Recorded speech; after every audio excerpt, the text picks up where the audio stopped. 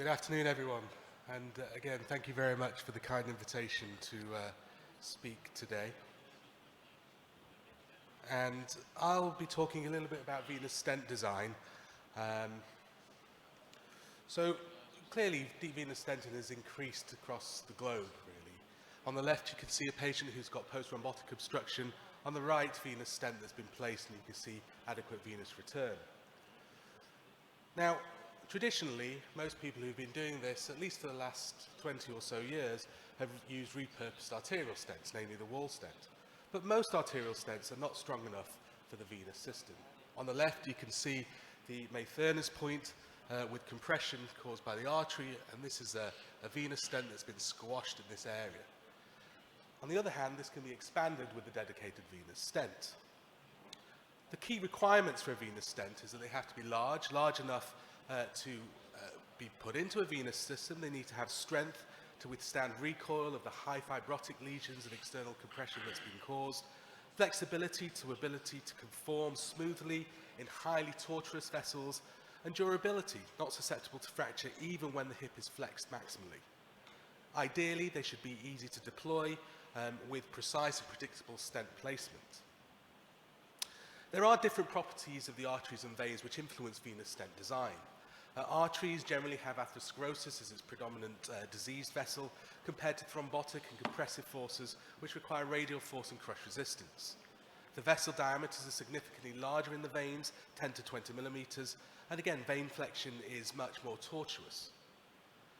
Importantly, the patient age can vary a lot. Patients with arterial disease tend to be older, while those who are young are in their 30s. Flow dynamics are obviously very different, with high flow in the arterial system compared to the low flow venous system. And so venous and arterial stenting are designed to meet different physiological needs. And patients who receive venous stents tend to be younger than patients who receive arterial stents. So venous stent strength. So in the venous system, you need to have crush resistance. This is the ability of the stent to withstand lateral force drops as the stent diameter is increased. This requires significant increase in wall thickness and strut width and/or diameter to compensate. And interesting, nitinol stents tend to lose their lateral strength as their diameter gets bigger. Braided designs have inherently less strength at the ends, and that's precisely where it's most needed. Here you can see a patient on the left in which an arterial stent has been placed, and you can see that it's been crushed at the femoral vein head. Here, if you have too much resistance, of course, then the worry is that you have lots of you can get fractures, as can be seen on the left there. And so that brings us to flexibility. The iliac vein curvature is more tortuous relative to the vein diameter than comparable arterial applications, and not all stent designs can accommodate this tortuosity and may kink, which can lead to a reduction in the lumen area and/or straightening of the vein. So venous stents require sufficient flexibility to avoid kinking at physiological bends. As shown here, this is the same patient when they've been put supine.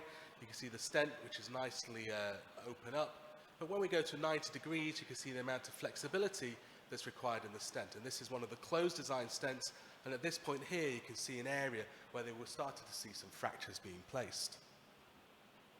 The next thing is durability. Venous stenting must withstand repeated bending, lateral and axial compression, and torsion to avoid fracture.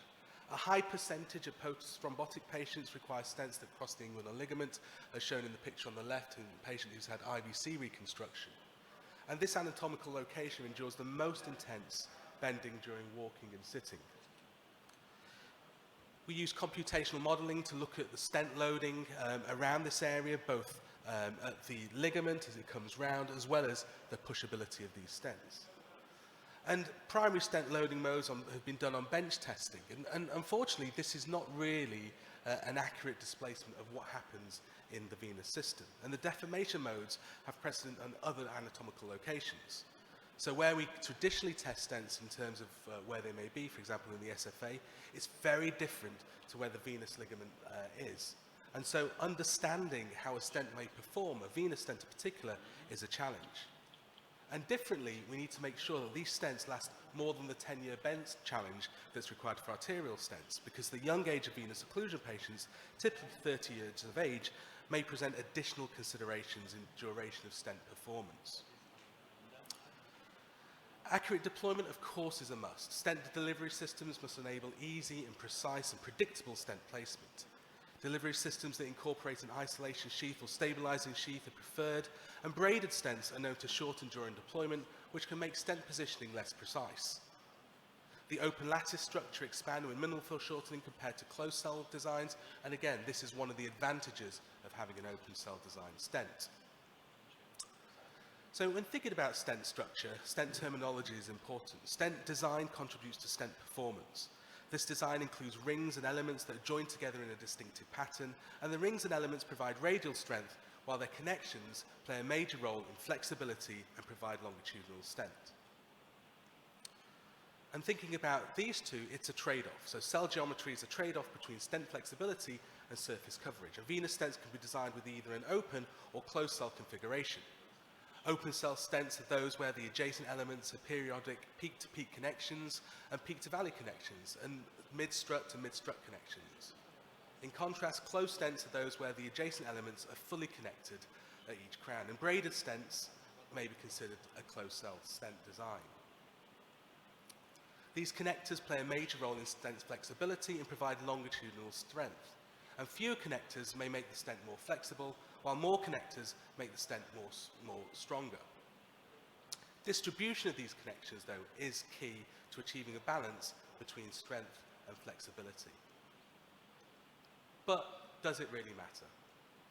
We looked at 6,000 patients in the published literature in 2022, and we looked at the one-year outcomes in these patients, comparing dedicated versus non-dedicated stents. And interestingly, the primary patency between dedicated versus non-dedicated stents was very similar, as was the secondary patency. When we looked at our own data of 200-odd patients that were treated in our centre, either with an open cell stent or closed cell stent design, it actually had similar outcomes in both sorts of designs, although there was a tendency for the closed cell stent design to fracture under the ligament. Technical success or technical problems were the #1 reason for stent failure. So it wasn't about the tool, it was about how we were using that.